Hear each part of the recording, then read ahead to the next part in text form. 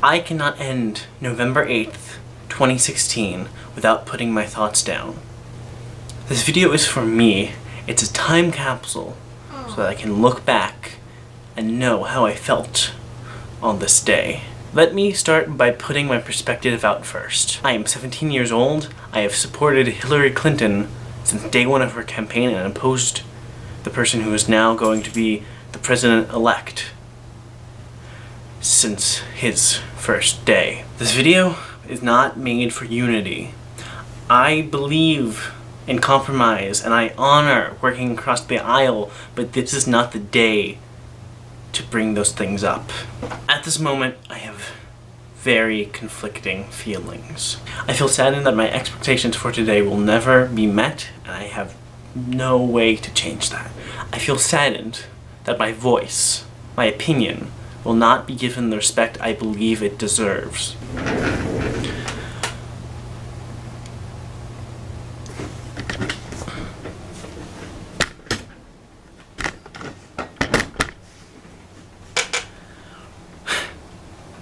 I don't feel needed.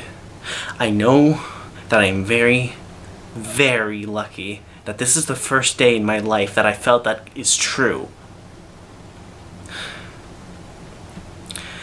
I feel afraid, not for myself, but for the people I know will always feel more afraid than me.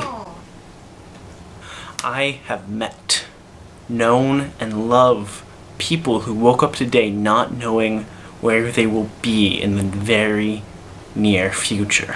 I feel angered that the plurality of this country did not vote for the person who turned out to be the president-elect. The fact that in my lifetime 40% of the presidential elections have been won by the person who got the second most amount of votes, it sickens me.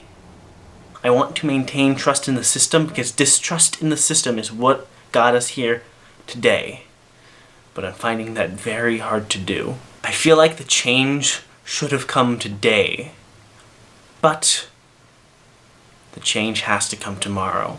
But at the end of the day, December 9th, 2016, the feeling I will go to sleep with is not anger, is not fear, is not sadness, but excitement. I couldn't vote in this election, however, that is the last time that will be true in my life. 2018, the first year people born in the 21st century will have a voice by having a vote. 2018, we won't fix everything, but it will be a start. 2020, we'll have another go at the president, this time with the voters who have never lived in an America who has not been at war in the Middle East. We are and will be fed up. 2036, the first year I, and thus my generation, can run for president. By that time, America will either be in ruins or will be good. We can't get greatness anymore. Coming back to now. We have a hard job as Democrats, progressives, liberals. We need to maximize the damage to the Republican Party while minimizing the damage to America. I would rather see a second term in 2020 than my country being lower than it needs to be. This all comes down to policy, something that was very rare in the campaign but now has to be our one focus. First, we need to keep the Affordable Care Act, or at least find an alternative that keeps the people with healthcare with that healthcare. If not, people will die.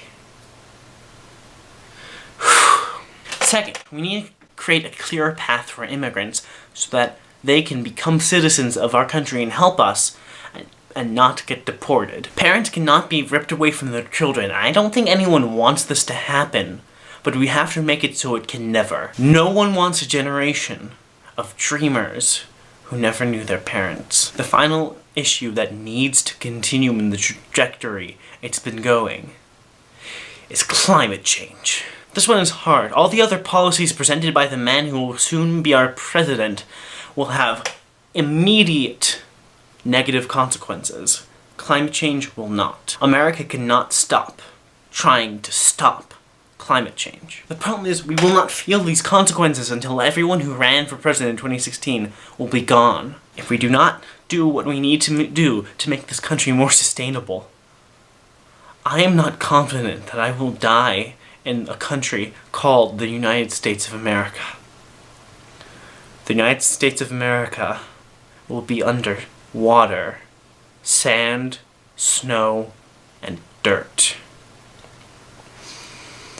I am afraid, but August 2018 is only 2 years away.